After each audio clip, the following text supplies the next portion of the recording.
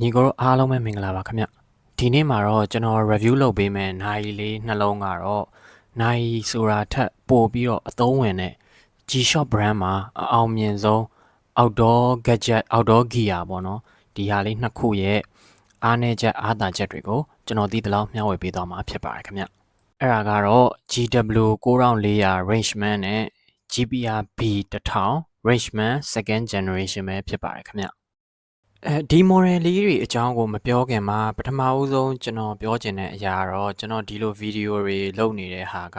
social media platform တွေကနေပတ်စံရှာခြင်းလို့မဟုတ်သလို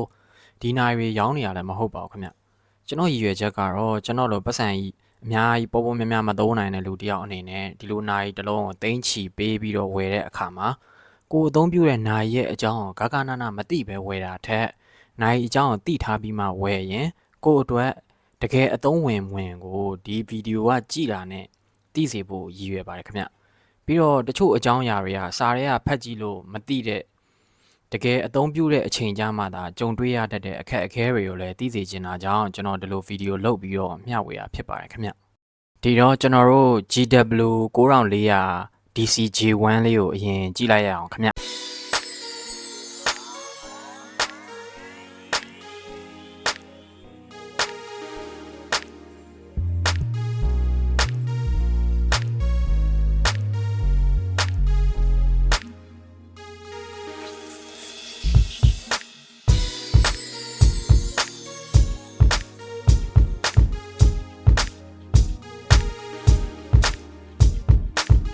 W9400 DCJ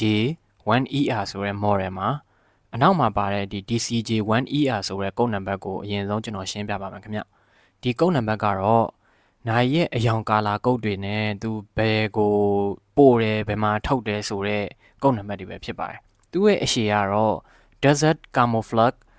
Japan Market Style ဆိုတဲ့ဂျပန်ပြည်တွင်းတီးသန့်ထုတ်တဲ့ style ကဏ္ဍရပျောက်ကြားအယောင်ဆိုတာရဲ့အတူစလုံးဖြစ်ပြီးတော့ER ကတော့ဒါ export retail version ပြည်ပကိုတင်သွင်းတဲ့အလုံးဖြစ်တယ်ဆိုတာကိုပြထားတာပဲဖြစ်ပါတယ်ခင်ဗျဒီတော့ဂျပန်ပြည်တွင်းဈေးကွက်ပဲထုတ်ထားတဲ့ model တွေကြတော့ GF ဆိုတဲ့ကုတ်နံပါတ်နဲ့လာပါတယ်ခင်ဗျအဲ့ဒါကြောင့်အဲ့လို GF နဲ့စုံတဲ့အလုံးတွေကဂျပန်ပြည်တွင်းဈေးကွက်ကနေပဲယူနိုင်တာဖြစ်တဲ့အတွက်တဲယူကပို့ဆောင်ကအခွန်ကစသဖြင့်ပုံမကုန်ကြနိုင်တာကြောင့်တာမန်အလုံးတွေထပ်ပို့ပြီးတော့ဈေးမြင့်တတ်ပါတယ်ခင်ဗျပြီးတော့ဂျပန်ပြည်တွင်းတို့အလုံးတွေကသူတို့ပြည်ပကိုတင်သွင်းတဲ့အလုံးတွေထက်ကိုပိုပြီးတော့အရေးအသွေးကောင်းတတ်တာကြောင့်ဈေးကွက်မှာပိုမိုဝယ်ယူရခက်ခဲပြီးပိုလဲဈေးကြီးရခြင်းဖြစ်ပါတယ်ခင်ဗျ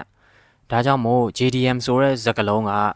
ဒီဂျပန် domestic market ကိုအတူခွာက်ခေါ်တာဖြစ်ပြီးတော့ G-Shock နိုင်တွေမှာဆိုရင်အနောက်ကကုတ်နံပါတ်ကိုကြည့်ရတဲ့တင်ဒီ GF ဆိုလို့ရှိရင် Japan domestic market JR ဆိုလို့ရှိရင် Japan domestic retail variant စသဖြင့်သိနိုင်ပြီး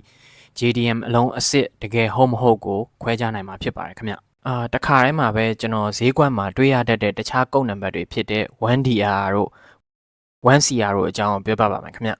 1DR ဆိုတာကတော့တစ်ကမ္ဘာလုံးကိုဖြန့်ပြူးတဲ့နိုင်တွေဖြစ်ပြီးတော့ 1CR ကတော့တရုတ်နိုင်ငံအတွက်တီးတန့်ထုတ်ပေးတဲ့အလုံးတွေပဲဖြစ်ပါတယ်ခင်ဗျဒီလောက်ဆိုရင်ညီကိုတို့လည်းဒီကုတ်နံပါတ်တွေအကြောင်းသိပြီးတော့ဘယ်နိုင်ငံကသွင်းတဲ့နိုင်ဖြစ်ကြောင်းကိုခွဲခြားတတ်ပြီလို့ထင်ပါတယ်ခင်ဗျဒီတော့ဒီ Rangeman first generation လေးကတော့တာမန် Rangeman model နဲ့မတူတဲ့အချက်တစ်ချက်ကသူက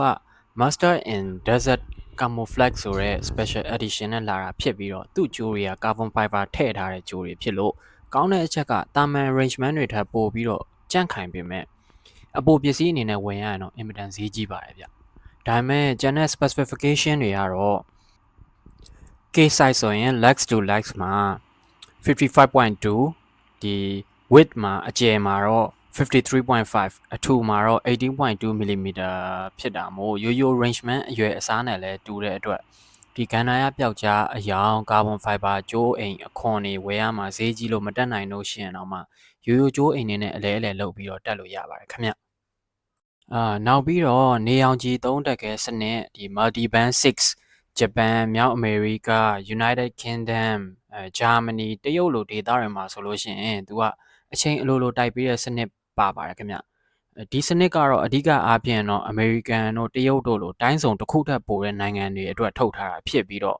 ဘယ်သူတွေအတွက်လဲဆိုတော့ပြည်တွင်းခရီးအထွက်များတဲ့လူတွေပြီးရင်လေယာဉ်ပေါ်မှာအလုပ်လုပ်ရတဲ့လူတွေအတွက်ဆိုလို့ရှိရင်လေဆိပ်တစ်ခုနဲ့တစ်ခုအရောက်မှာ automatic အချိန်တိုက်ပြီးသားဖြစ်တဲ့အတွက်အရန်ကိုအဆင်ပြေတဲ့ function တစ်ခုလည်းဖြစ်ပါတယ်ခင်ဗျ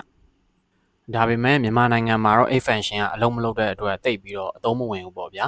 ဒါပေမဲ့ဖုန်းထဲမှာ application ထည့်ပြီးတော့အဲ့ဒီ radio signal ကိုဖုန်းထဲကတစ်ဆင့်ပေါ့နော် application ကတစ်ဆင့်လွှင့်ပြီးတော့အချိန်တိုက်တဲ့ဟာမျိုးတွေတော့လုပ်လို့ရတယ်ဗျဒါပေမဲ့လည်း manual တိုက်လည်းဘာမှမထူးတာဖြစ်တဲ့အတွက်မြန်မာနိုင်ငံလိုနိုင်ငံမျိုးတွေမှာတော့တိတ်ပြီးတော့အသုံးမဝင်ဘူးဗျဒီ function ကနောက်ပြီးတော့အလေးချိန်ကလည်း63 gram ချင်းအတူတူပါပဲခင်ဗျပြီးတော့သူ့မှာ sensor အနေနဲ့က altimeter ဒီအမြင့်တိုင်းနဲ့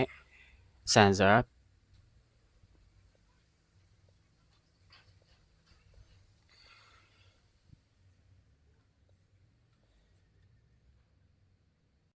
ပြီးလို့ရှိရင် barometer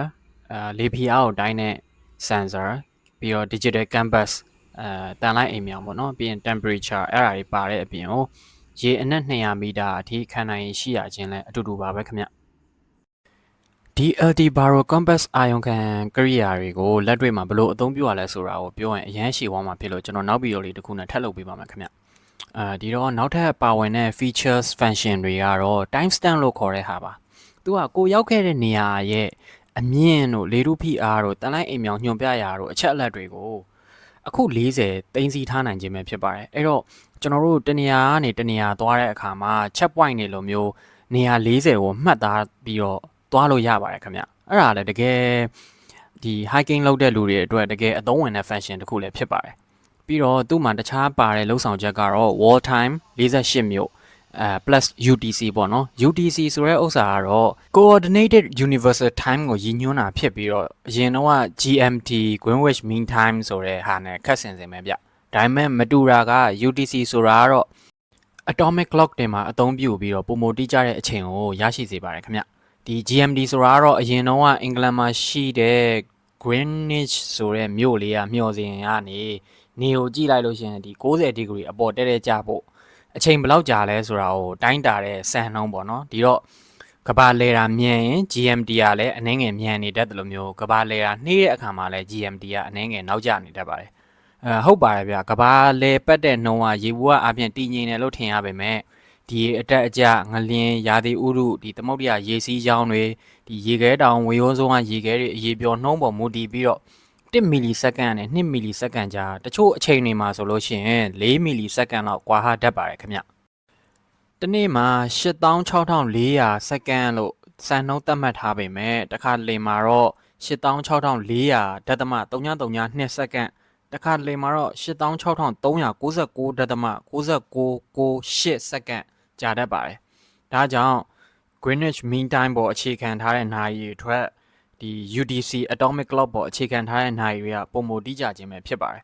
ဒီတော့1မီလီစက္ကန့်လေးกว่าတာဘာဖြစ်မှာလဲလို့မေးချင်စရာရှိပါတယ်ဒါပေမဲ့ GPS စနစ်တွေမှာ1မီလီစက္ကန့်လောက်กว่าတာနဲ့ဒီနေရာအတည်ပြုတဲ့အခါမှာကီလိုမီတာ300လောက်กว่าဟာချက်တွေဖြစ်နိုင်ပါတယ်ဒီအကြောင်းအရာတွေနဲ့ဒီ atomic clock တွေဘယ်လိုအလုပ်လုပ်တယ်ဆိုတာကိုတော့ကျွန်တော်နောက်ဗီဒီယိုလေးတစ်ခုမှာဆက်လက်တင်ပြပေးသွားပါမယ်ခင်ဗျနောက် function တစ်ခုကတော့ stopwatch function ပါခင်ဗျဒီမှာတော့တစ်စက္ကန့်ရဲ့100ပုံတစ်ပုံအထိကိုတိတိကျကျတိုင်းတာနိုင်ပါတယ်နောက်တစ်ခုကတော့ timer ပါဒီ timer function မှာလည်း24နာရီအထိပါဝင်ပါတယ်ပြီးတော့ auto repeat အလိုလျောက်အစကနေပြန်ပြီးတော့သတိပေးတဲ့ function မျိုးလည်းပါတာကြောင့်ဘယ်လိုနေရာမျိုးတွေမှာအသုံးပြုရင်ပိုအဆင်ပြေလဲဆိုတော့ဥပမာကိုက4နာရီချားတစ်ခါစေးတောက်ဖို့ရှိရင်ဒီ function မှာ4နာရီပေးထားလို့ရှိရင်4နာရီပြည့်တိုင်းကိုဒီ alarm အနေနဲ့သတိပေးနေမှာဖြစ်ပါတယ်ခင်ဗျပြီးတော့ alarm 5ခု snooze နဲ့တနာရီပြည့်တိုင်းအတန်မြည်တဲ့ hourly time signal လည်းပါဝင်ပါတယ်ခင်ဗျနောက်ပြီးတော့ full auto calendar ပြီးလို့ရှိရင်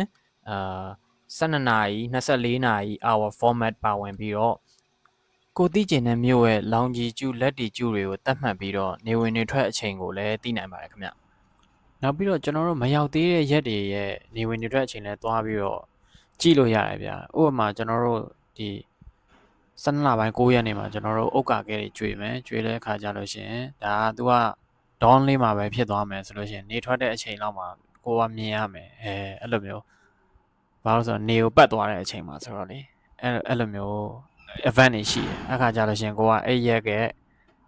နေဝင်ချိန်နေထွက်ချိန်ကိုသွားကြည့်ပြီးဓာတ်ပုံသွားရိုက်မယ်လို့ပါတော့အဲ့လိုမျိုးပေါ့ဗျာဒါဥပမာအဖြစ်ပြောပြတာပါဒီ function ကတော့ campaign ထွက်တဲ့လူတွေအမဲလိုက်တဲ့လူတွေဓာတ်ပုံဆရာတွေအတွက်တော့မရှိမဖြစ်လို့တော့ပြောရမှာခင်ဗျ backlight မှာဆိုလို့ရှိရင်လည်း LED မီးဖြူကိုအသုံးပြုပေးထားတာကြောင့်ဒီ EL backlight မီးအစိမ်းတွေတက်စားလို့ရှိရင် power စားတာပို့ပြီးတော့တက်တာပြီးတော့ကြာရှည်လဲပိုခံပါတယ်ခင်ဗျဒီနောက်ဆုံး features ကတော့သူ့ရဲ့ physical design ပေါ့နော်ဒီ G-Shock standard model တွေမှာပါတဲ့ဒီအမြင့်10မီတာကနေလွတ်ကြရင် module ကိုမထိခိုက်စေတဲ့ design အပြင်ကိုဒီ standard model တွေမှာမပါတဲ့ matte resistant တို့လိုပြီးလို့ရှိရင်အပူချိန်အလွန်မြင့်သည်ဖြစ်စေနှိမ့်သည်ဖြစ်စေခံနိုင်ရှိတဲ့ LCD ကိုလည်းအသုံးပြုပေးထားပါတယ်ခင်ဗျဒီ matte resistant design ဆိုတာကတော့ရိုးရိုးရေစိမ်ခံတဲ့နာရီတွေထပ်ပို့ပြီးတော့ထူးခြားပါတယ်ဒီရေစိမ်ခံတဲ့နာရီတိုင်းရှော့နေကိုသွားပြီးတော့နာရီခလုတ်တွေရှောက်နှိပ်လို့မရဘူးခင်ဗျအဲ့ဒါဘာဖြစ်လို့လဲဆိုတော့ဒီနာရီနဲ့ခလုတ်ကြားထဲမှာဖုံနေသဲတွေရှော့နေဝင်သွားတဲ့အခါမှာခလုတ်ကိုနှိပ်မရဘဲနဲ့ခလုတ်ကကတ်နေတတ်တာတော့ stack ဖြစ်နေတတ်တာတော့ဖြစ်တယ်ဗျဒါကြောင့်ဖုံမှုန့်နေသဲမှုန့်နေကြားထဲမှာအသုံးပြုလို့ရအောင်ဒီနာရီခလုတ်နဲ့နာရီအိမ်ကိုအထူးမွမ်းမံထားတဲ့ design နဲ့သူကဝါရှာတွေအထက်ထက်ကာထားတဲ့ပုံစံမျိုးကိုထုတ်လုပ်ထားတာဖြစ်ပါတယ်နောက်ပြီးတော့ဒီ low temperature LCD ကိုအသုံးပြုထားတာဖြစ်တဲ့အတွက်ဒီအနှုတ်10 degree centigrade အထိကိုခံနိုင်ရှိပါတယ်ဒီတာမန် LCD တွေကအဲ့လိုရာသီဥတုအခြေအနေမျိုးမှာဆိုရင်ဒီ liquid crystal display ဖြစ်တာကြောင့်ခဲပြီးတော့ရက်သွားတတ်ပါတယ်ဒီ arrangement နာရီကတော့အနှုတ်10 degree centigrade အထိအကောင်းကောင်းအလုပ်လုပ်ပြီးတော့ဒီအနှုတ်20 degree မှာတော့ခေတ္တခဏရက်တန့်သွားတတ်ပါတယ်ဒီအပူချိန်ဆိုလို့ရှိရင်လည်း plus 55 degree အထိကိုအလုပ်လုပ်နိုင်တာကြောင့်စစ်ဘက်ဆိုင်ရာတာဝန်ထမ်းဆောင်နေတဲ့လူတွေဒီစောက်လုပ်ရေးလုပ်သားတွေနဲ့တောင်တက်သမားတွေအတွက်တော့တကယ်ကိုအသုံးဝင်တဲ့နာရီတစ်လုံးဖြစ်ပါတယ်နောက်ပြီးတော့ဒီနာရီရဲ့ cloud တွေကအဲ့လိုမျိုးအကြီးတွေလောက်ထားတဲ့ဥစ္စာကျွန်တော်တို့ဒီတာမန်ပြည်သူတွေမှာကထသွားထလာအတွက်ဒီ cloud အကြီးတွေမလို့ပေမဲ့ခုနကပြောသလိုမျိုး construction worker တွေလို့ hiker တွေလို့စစ်သားတွေလို့မှာလက်အိတ်တွေပါတတ်တယ်ဗျသူတို့အတွက်ကကြတော့လက်အိတ်နဲ့ဆိုလို့ရှိရင်ခလုတ်ကသေးနေလို့ရှိရင်နှိပ်ရတိတ်ပြီးတော့အစင်မပြေဖြစ်မှာဆိုလို့ဆိုပြီးတော့ဒီကောင်တွေကအကုန်လုံးဒီခလုတ်တွေကိုအကြီးတွေထားပေးရပါတော့ဟုတ်ဒါကြောင့်ဒီနာရီက G-Shock ကထုတ်တဲ့ outdoor watch ခေါင်းမိုးအောက်မှာအလုံးမလုပ်ပဲနဲ့အပြင်ထွက်ပြီးတော့အလုံးလောက်ရတဲ့လူတွေအတွက်ထုတ်ထားတဲ့နာရီတွေထဲမှာဆိုလို့ရှိရင်အောင်မြင်ဆုံး survival gadget အနေနဲ့ရက်တည်နေရခြင်းပဲဖြစ်ပါတယ်ဗီဒီယိုလေးလည်းနည်းနည်းရှည်နေပြီဖြစ်တဲ့အတွက်ကျွန်တော် GPRB 1000 Richmond second generation ကလည်းဒီနာရီထက်ပိုပြီးတော့ function တွေတအားများတာကြောင့်ပြောလို့ရှိရင်အရန်ရှည်နေမှာဖြစ်တဲ့အတွက်ကြည့်ရှုတဲ့ညီအကိုတွေကိုကျွန်တော်နောက်ထပ်ဗီဒီယိုတစ်ပုဒ်ခွဲပြီးတော့တင်ပေးပါမယ်ခင်ဗျနောက်ပြီးတော့ဒီကောင်ရဲ့ design အားနဲ့ချက်လို့ပဲပြောရမလားမသိဘူးခင်ဗျသူကဒီမုတ်တစ်ခုနဲ့တစ်ခုအပြောင်းကိုသူကတော်သီးနဲ့ design လုပ်ထားတယ်အဲ့တော့ဒီကောင်ကအပေါ်တစ်ချက်သွားလိုက်တာနဲ့မရဘူး one direction ပဲရနေတယ်ဒီကောင်ကregulator ကျိုးသွားတာတဲ့ဒီဥစ္စာဒါဖြစ်တတ်တဲ့ဥစ္စာတွေပေါ့နော်ဒီကောင်နေဒါမသိဘဲနဲ့ဆွဲထုတ်လိုက်လို့တော်သီးကဒီကောင်ကဆွဲထုတ်လို့မရဘူးဗျာသိလားအဲ့ဒါကိုမသိဘဲနဲ့ဆွဲထုတ်လိုက်လို့လည်းဖြစ်ချင်ဖြစ်နိုင်တယ်ဒါအရင် O user ပေါ့နော်ဒါကျွန်တော်စီရောက်လာတော့ဒီလိုဖြစ်နေတော့ကျွန်တော်ဒါလေးကိုအကောင့်တိုင်းပြန်ပြင်ပေးမလို့အဲ့ဒါဘတ်1500ဝန်းကျင်လောက်ကြမယ်ဒါ brother တို့ကျွန်တော်ကဒါဘုဟုတုတအဖြစ်နဲ့ပြောပြတာပေါ့နော်ဟိုပြင်းတဲ့နေရာတွေမသိလို့ရှင်လဲထိုင်းမှာဆိုလို့ရှင်ကျွန်တော်လာမေးနိုင်ပါတယ်တကယ်ယုံကြည်စိတ်ချရတဲ့ mechanic တွေစီကိုကျွန်တော်ညွှန်ပေးနိုင်ပါတယ်ဘာဖြစ်လို့လဲဆိုတော့ကိုယ့်ရဲ့တန်ဖိုးကြီးနာရီတွေကိုဘောက်လိုပဲသားတွေစီထည့်ပြီးတော့ကျွန်တော်ကိုယ်တိုင်လည်းပျက်စီးဘူးလို့ပါခင်ဗျဟုတ်ဒီနာရီမှာကောင်းတဲ့အချက်တွေပြောသလိုမျိုးမကောင်းတဲ့အချက်တွေကိုပြောရမယ်ဆိုလို့ရှိရင်တော့နာရီကအတော်လေးကိုထူတာပါဒါလည်းစောနာပြောတဲ့ဒီရွှွန့်တန်ကိုကာကွယ်ဖို့အတွက်အထက်ထက်အုပ်ထားရတာဖြစ်တဲ့အတွက်နာရီကထူပြီးတော့ကြီးနေရခြင်းဖြစ်ပါတယ်ဒီလက်သေးရဲ့ညီအကိုတွေနဲ့ကတော့ဒီနာရီကပြူးတူးပြဲတဲ့ကြီးဖြစ်နေမှာတော့အမှန်ပါပဲဒါပေမဲ့ဒါကနာရီတစ်လုံးထက်စာလို့ရှိရင်တကယ် survival gadget ဖြစ်တာကြောင့်ဟိုနာရီတစ်လုံးလိုမပတ်ဘဲနဲ့ကိုယ့်ရဲ့တက်ဆောင်ကိရိယာတစ်ခုလိုမျိုးယူသွားမဲ့လူတွေအတွက်တော့တခြား compass တို့ဘာတို့ညာတို့ကိရိယာတွေတက်ဆိုင်ဒီလက်မှာပတ်ထားရုံနဲ့ရတဲ့အတွက်အတော်လေးအဆင်ပြေပါတယ်နောက်ပြီးတော့မကောင်းတာတစ်ခုကတချို့ hiker တွေပေါ့နော်သူတို့ရဲ့ review တွေကိုကျွန်တော်ဖတ်ရတဲ့အခါမှာဒီအလွန်မြင့်တဲ့ data တွေရောက်သွားလို့ရှိရင်လေးဖိအားအပြောင်းအလဲကြောင့်ဒီနိုင်နဲ့နိုင်ကျိုးဆက်ထားတဲ့ဒီနေရာလေးမှာဆိုလို့ရှိရင်ကျိုးသွားအပ်သွားတယ်တို့သူတို့တွေ report တင်ကြတယ်ဗျဒါပေမဲ့တချို့ကလည်းဒါက factory error လို့ပြောကြတယ်လို့မျိုးတချို့ကလည်းဒါ spring bar ဒါမှမဟုတ်ကျိုးတွေက original မဟုတ်လို့တို့ထောက်ပြတယ် ဒါပေမဲ့တချို့ကြတော့လည်းဒါတခြားမင်းအပိုဂီယာတွေတက်ဆင်ထားတာကြောင့်ဒီလိုဖြစ်တယ်ဆိုပြီးတော့လည်းပြောကြပါတယ်ကဲဒီလောက်ဆိုလို့ရှိရင်တော့ဒီနာရီကိုဘလို့လူတွေကအတွက်အသုံးဝင်မယ်ဆိုတာကိုသိလောက်ပြီလို့ယူဆပါတယ်ခင်ဗျဗီဒီယိုလေးကိုအဆုံးထိကြည့်ရှုပေးတဲ့အတွက်ကျေးဇူးတင်ပါတယ်ခင်ဗျကျွန်တော်တို့ GPRB 1000 review ဗီဒီယိုလေးမှာလည်းပြန်ပြီးတော့စုံကြတာပေါ့ညီအကိုတို့အားလုံးကိုစိတ်နှစ်ပါးကျမ်းမာချမ်းသာကြပါစေခင်ဗျ